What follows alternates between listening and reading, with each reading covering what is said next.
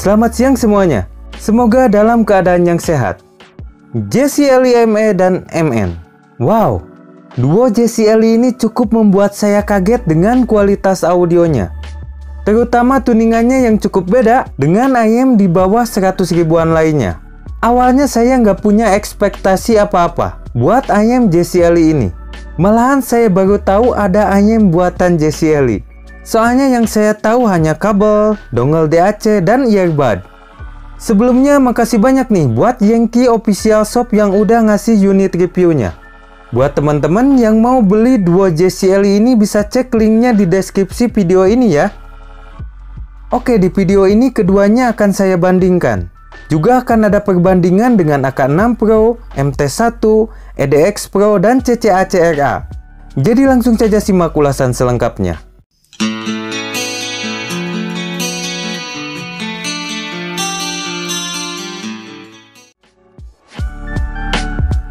Untuk packagingnya standar lah, sama dengan kebanyakan IM di bawah 100 ribuan. Untuk spek driver, keduanya menggunakan satu dinamik dengan dual magnetic. Bedanya tipe ME itu PET nanometer, sedangkan tipe MN itu titanium plated. Nah, untuk fisik dan build quality keduanya anggap saja sama dengan KZ EDX atau MT1. Housingnya full plastik. Bedanya tipe MN dikasih faceplate yang seperti kaca. Tapi bahannya juga sama, yaitu sejenis plastik. Kemudian untuk kabelnya ini sangat mirip dengan kabelnya KZ EDX Pro. Cuma ini lebih tipis saja. Tapi untuk bahannya ini sama, yaitu menggunakan OFC. Untuk kualitas mic duo JCL ini silahkan dinilai sendiri. Tes 123 ini hasil rekaman micnya JCL ME.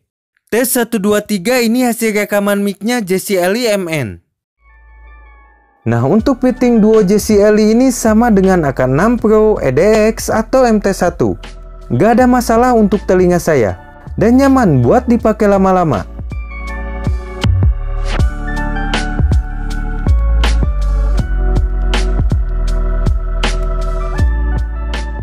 Kedua JCL ini sangat mudah untuk di-drive. Mau pakai HP tanpa dongle DAC pun aman-aman saja.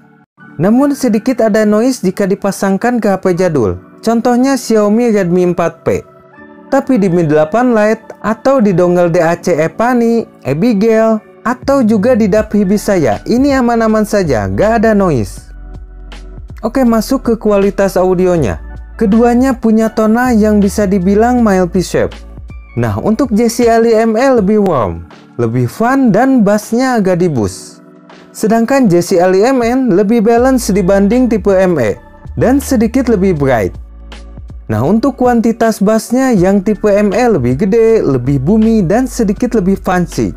Sedangkan tipe MN kuantitas bassnya sedikit lebih kecil, tapi lebih deep dan sedikit lebih ketat atau tight. Untuk speednya tipe MN sedikit lebih cepat dan decay-nya sedikit lebih pendek dibanding tipe ME. Namun bassnya tipe ME sedikit lebih masuk ke bagian mid, tapi hanya sedikit saja. Gak seperti di QKZ seri AK6. Jadi untuk bass kedua IM ini menurut saya cukup baik. Yang tipe ME lebih fun, sedangkan yang tipe MN lebih balance. Nah, untuk mid dan vokalnya kedua IM ini agak mundur. Bukan tipikal yang tebal, tapi bukan yang tipis juga. Untuk posisi vokal yang tipe ME sedikit lebih mundur dibanding tipe MN. Tapi keduanya masih jelas dan cukup bersih walaupun gak begitu natural. Kemudian untuk upper mid kedua IM ini cukup aman dari pick ataupun sibilan. Lanjut ke bagian high-nya. Keduanya punya treble yang bagus. Yang tipe ME treble-nya sedikit lebih smooth, tapi dengan detail dan ekstensi yang cukup baik. Sedangkan tipe MN clarity-nya lebih bagus, lebih detail dengan ekstensi yang lebih panjang.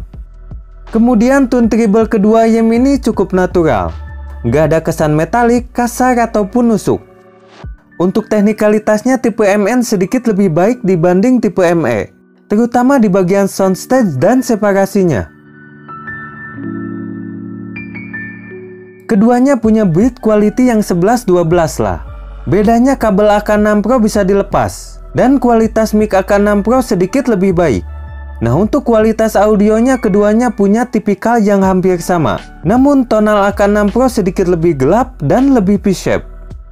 Kemudian bass AK6 Pro lebih gede tapi lebih boomy, lebih lambat dan sedikit lebih mengganggu ke frekuensi mid. Nah, untuk mid dan vokalnya AK6 Pro lebih terasa di belakang dan lebih warm. Sedangkan di tipe ME lebih jelas dan lebih bersih. Kemudian untuk bagian high-nya AK6 Pro lebih smooth dan lebih roll off. Sedangkan di tipe ME sedikit lebih ngencring, lebih detail dan ekstensinya sedikit lebih baik. Nah, untuk teknikalitasnya JCL ME sedikit lebih baik, terutama di bagian separasi. Jadi untuk keseluruhan kualitas audio JCL ME lebih baik dan lebih all around dibanding QKZ AK6 Pro. Oke, untuk build quality-nya EDX Pro sedikit lebih baik dan kabelnya juga lebih tebal. Nah, untuk kualitas audionya EDX Pro punya bass yang sedikit lebih gede, lebih deep tapi juga sedikit lebih boomy. Untuk mid dan vokalnya agak mirip, namun vokal EDX Pro sedikit lebih sibilan. Kemudian treble EDX Pro sedikit lebih ngencring, lebih detail, tapi treble JCL ME ini lebih bersih. Untuk teknikalitasnya EDX Pro ini sedikit lebih baik. Tapi kalau teman-teman lihat harga ME dan nggak peduli sama detachable, saya sarankan ambil ME saja. Soalnya ini sama-sama buat pecinta bass, tapi JCL ME suaranya lebih bersih. Oke, untuk build quality keduanya anggap saja sekelas. Dan kualitas kabelnya jelas di sini bagus JCL MN dibanding kabel bawaannya MT1. Nah, untuk kualitas audionya MT1 tonalnya mild V-shape, warm dan smooth. Sedangkan JCL MN tonalnya mild V-shape, sedikit lebih energik dan lebih bright. Untuk kuantitas bass keduanya mirip, sama-sama bukan yang gede. Namun di MT1 dampaknya lebih lemah. Untuk speednya juga lebih cepat di JCL MN. Kemudian untuk mid dan vokalnya di MT1 sedikit lebih tebal dan lebih warm. Sedangkan di MN tone-nya lebih bright dan sedikit tipis. Namun untuk posisi vokal keduanya 11-12 lah. Sebagai contoh saja, posisi vokal EDX sedikit lebih mundur lagi dibanding kedua ini. Nah, untuk bagian high-nya di MT1 lebih smooth dan lebih roll off. Sedangkan di JCL MN punya clarity yang lebih baik, lebih ngencring, lebih detail dengan ekstensi yang lebih baik. Dan untuk teknikalitasnya JCL MN lebih baik. Separasinya lebih rapi dan soundstage-nya sedikit lebih luas. Untuk build quality-nya jelas CCA-CRA lebih baik. Kabelnya juga lebih tebal. Nah, untuk kualitas audionya JCL MN dan CRA ini bisa dibilang satu arah. Namun CCA-CRA lebih bright. Bassnya lebih deep dan lebih cepat dibanding MN. Decay-nya juga sedikit lebih pendek. Kemudian mid dan vokal kedua YM ini tone-nya sama-sama bright dan agak tipis. Juga karakter vokal kedua YM ini bukan yang natural seperti Blonde Bell 03. Tapi kalau saya bandingkan di CRA sedikit lebih natural. Namun untuk tingkat sibilan CRA sedikit lebih sibilan dibanding MN. Begitupun di bagian upper mid. JCL MN lebih aman dari peak dibanding CRA. Lanjut ke bagian high-nya. Nah, JCL MN ini punya detail dan clarity yang sudah bagus. Begitupun dengan ekstensinya juga bagus. Tapi di CRA lebih detail lagi, lebih extend lagi dan lebih bening. Nah, untuk teknikalitas JCL MN masih di bawah CRA. Untuk soundstage-nya nggak begitu beda, walaupun sedikit lebih luas di CRA. Namun untuk separasi, depth dan imaging di CCA-CRA lebih bagus. Jadi untuk keseluruhan kualitas audio CCA-CRA masih lebih baik. Tapi buat teman-teman yang mau beli CRA tapi dananya mentok di 100 ribuan dan gak mau nambah lagi, JCL MN ini bisa jadi pilihan yang tepat.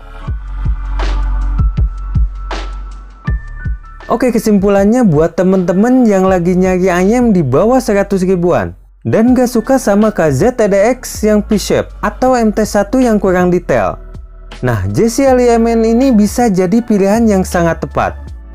Dan buat teman-teman pengguna QKZ seri AK atau seri SK dan bosen dengan tuningannya yang basit banget dan agak gelap, teman-teman bisa coba JCL tipe ME ini. Soalnya sama-sama buat bass head, tapi kualitas bass, vokal, dan treble-nya lebih baik, juga lebih bersih. Selain itu, teknikalitas dan detail musiknya juga lebih bagus. Tapi ada baiknya dicoba dulu oleh telinga masing-masing. Oke, itu saja ulasan dan opini saya untuk duo JCL ini. Sampai jumpa lagi dan salam Lopins Audio.